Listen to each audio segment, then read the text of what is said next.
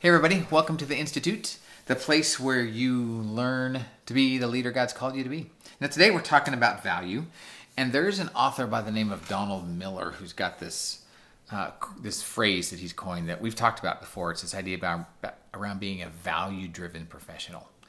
And it's the idea that you understand that as an employee, your job is to bring value to the organization that you lead. And so first of all, you're the only one who has really control over how much value you bring. You're it. There's nothing that I can do. There's nothing that the situation can do. There's things they do to improve on those things, and there are things that can do to make it harder on you. But the truth is, you have the ultimate control. Am I going to bring value to this organization, or am I not? And so I want you to look at your paycheck a little differently. Now, maybe you already look at it this way, which is great. I'm telling you, I don't always look at my paycheck this way. But I want you to look at your paycheck as this. Someone is investing in me. Now, as the CEO of Cherish Uganda, for every paycheck that we do every month, I think there's 48 employees or something that get a paycheck. Every single one of those paychecks are an investment by the leadership of our organization into the people that serve at Cherish. That's an investment. Now, your job is to give the most return on that investment as possible. And then what's going to happen is if leadership sees, oh my goodness, that person is bringing a huge return on our investment. You know what we're going to want to do? We're going to invest more. We're going to invest more money. We're going to invest more time. We're going to invest more responsibility. We're going to want you to grow because the investment is a good one. Now, I want you to understand this point here for a moment.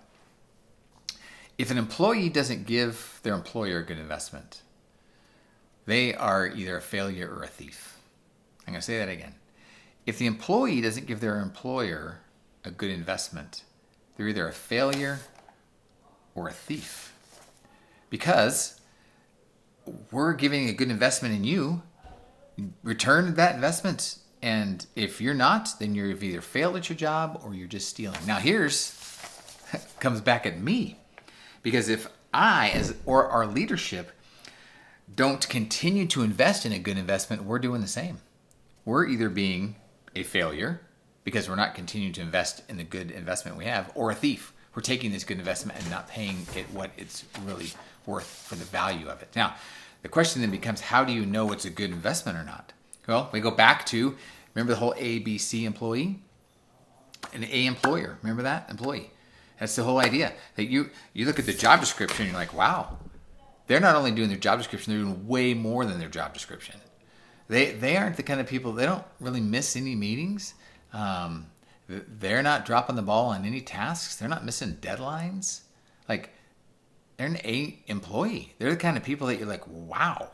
So that's the kind of stuff that's going to grow investment. If you're being an A employee, like, maybe relook at those notes and that call or that video and take a good, hard, honest look and say, am I or am I not? And go to your supervisor. Am I or am I not? And if you are, and we can look and go, yep, you are, then shame on us for not investing deeper into that investment. So take a look at it. See. You should take a look at some of the people who work for you. Are they honestly being good A employees, the kind we should be investing more? If they should, let's talk about it. Like, that's the kind of discussions we want to have. So I need to be the best investment for Cherish that I can be. So that the board of directors is looking at me and going, wow, that guy, he's killing it. He is a wise investment.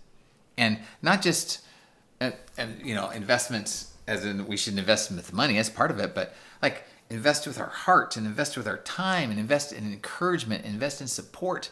So it goes both ways. You should be invested in and you should be investing in. There's going to be investments coming your way and then investment going to the people you lead. So don't be sitting here thinking, oh, it's just about me and how come they're not investing in me? No, that's a good question to ask. And maybe you should start to find out. Ask your supervisor. Like, hey, what do I need? What does it look like for me to be a good investment? And then Start looking at the people you lead. What does it look like for them to be a good investment? What does it look like for them and their investment to grow in the leadership that I have over them?